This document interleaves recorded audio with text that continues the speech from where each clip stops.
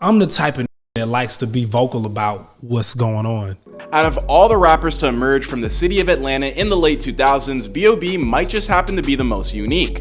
After signing his very first major label deal at just 17 years old, this guy went from living in his mother's apartment to landing a feature with T.I. in the span of only a couple months. From that point forward, he'd become the only male solo artist outside of Drake and Justin Bieber to top the Billboard 200 in the year 2010. But then things began to fall apart when B.o.B took a sudden left turn and began pushing a number of conspiracy theories across social media. Think you know some of the craziest theories that B.o.B was spouting? Then drop the details down below. Everybody else, stay tuned for our newest episode of Where Are They Now to find out the answer to those questions.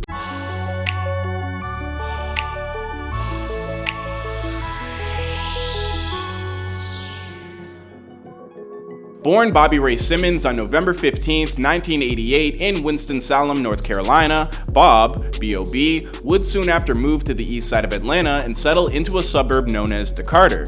Hope I'm pronouncing that right. Atlanta goons, please stay out of my DMs. From Decatur, Georgia. It was while living here that making music became an early hobby of his, and B.o.B began his musical education by learning to play the trumpet and other instruments throughout grade school. By the time he was in high school, the kid had already secured himself a management deal with hit-making producer Jim Johnson, who had just recently started his own Atlantic imprint label, Rebel Rock.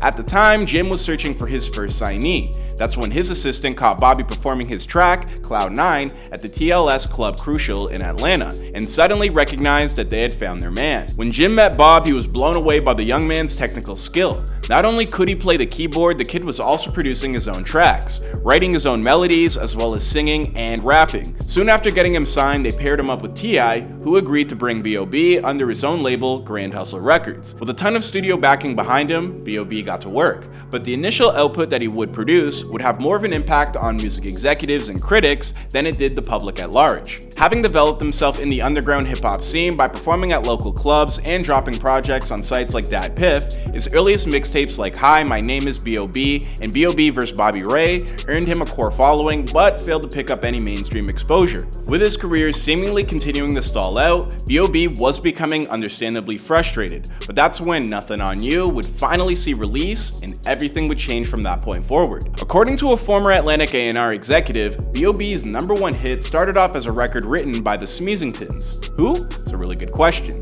This was a production team that just so happened to be headlined by a man you probably know much better under the name of Bruno Mars. Wow, I didn't know that. Fuck. Atlantic executives knew that song was something special, but at first they wanted to give it to rapper Lupe Fiasco. Why this song never made it to Lupe, nobody quite knows, but after hearing B.o.B recorded a verse for the track, those same execs decided to let him have it and flew Bruno Mars in to finish the production. From that point forward, things began to move into overdrive.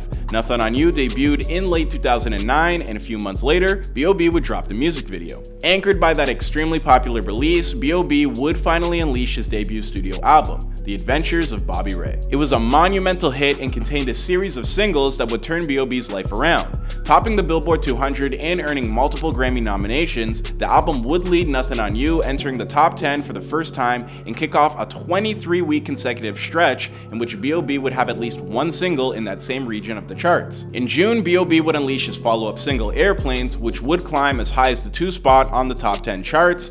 And man, this song was something else. Every single teenage girl had these lyrics in their Facebook status. I don't know, you may be too young to remember, but there was a time when people treated Facebook like Twitter and used it as like a diary to like tweet lyrics and subtweet their girlfriends and stuff. And you know, Can I Get a Wish Right Now was top of the list for girls. I'll just leave it at that. And a few months later, he'd pull off a hat trick with the release of Magic. Between his own hit singles and a series of massive collaborations like Price Tag with Jessie J, B.o.B was laying the groundwork for a career that should have been able to maintain its momentum for years to come. And yet, it wouldn't last. In the span of only a few months, B.o.B had gone from living at home with his mom to sharing the spotlight with acts like Drake, Kid Cudi, and Wale. It was a peak that his career has yet to see since again. Things began to go south when B.o.B struggled dealing with his newfound fame. In retrospect, he wishes that he had the chance to mentally prepare himself for what was to come. He would tell Billboard in 2020, "All of a sudden I have these huge Grammy-nominated records and I'm traveling the world. It's almost like the world didn't get to discover who I was. I was just these records." That was something that was hard for me to deal with for the longest time. In fact, B.o.B would grow more and more concerned with how the public was perceiving him, especially within his own community of Atlanta. He began to feel like the more music he made, the more he was drifting away from being B.o.B from the underground. Instead, the emphasis for his career was always on finding the next hit on the same level as Nothing on You. In hopes of accomplishing this, his label would team up with acts like Lil Wayne, Nicki Minaj, and even Taylor Swift. In fact, it was his collaboration with Swift, Both of Us, that finally proved to be something of a breaking point. When that single failed to crack the top 10 on the Billboard Hot 100, B.o.B would begin to push back against those execs looking for a more pop-related production. Underground Luxury would become his last major label release, after which he parted from Atlantic and Rebel Rock.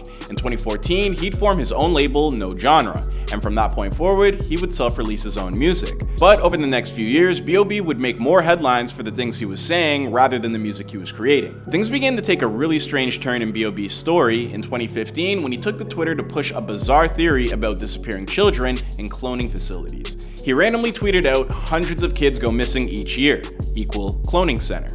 Now, I may just be a before they were famous host, I'm not a mathematician, but the math's not mathing on that one, I'm not sure. Bit of a reach. I can't exactly figure out the calculus on that equation either, but he would follow it up with claims that people are cloning celebrities so as to establish a new world order. Assume he wasn't talking about these guys. You can call this the New World Order! The following year, B.o.B would reveal on Twitter that he was among the select few of us who believe the world to be flat.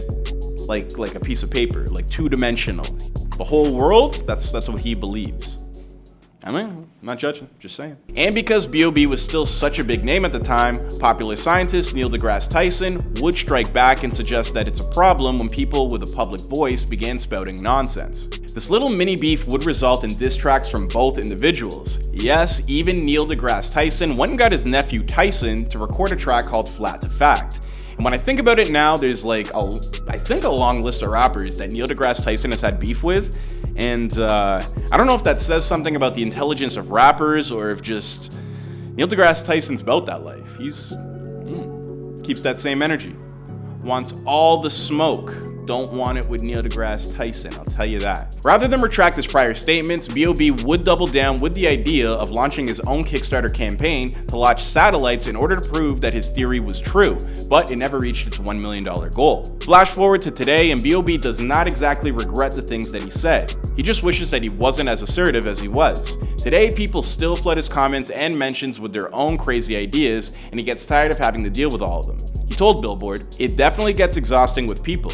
When your inbox goes from girls sending you nudes to people sending you philosophy essays, it definitely takes some of the fun out of having a cell phone." The backlash from what happened in the mid-2010s would lead to B.o.B taking a step back from the public eye after the release of his 2018 album, Naga. Jesus Christ, I don't even know what it's about, but I can imagine. It proved to be a short-lived retirement, however, and the following year, he was back with the mixtape Southmatic, followed up by his 2020 album, Simonia. But all the same time, B.o.B put a stop to his interviews and media appearances. He's only recently begun to re-emerge over the past year or two with the creation of his own podcast, the B.o.B Cast, which he co-hosts with his sisters Tiffany and Cameron. Today, B.o.B isn't making any concrete plans about what his future might hold in the terms of his career. Instead, he's working on himself first, like getting engaged to his girlfriend Tiff. In fact, for the first time in his life, B.o.B believes he's ready to finally discover his place in the world. As for exactly where that might be, well, it's a story for another time and another day.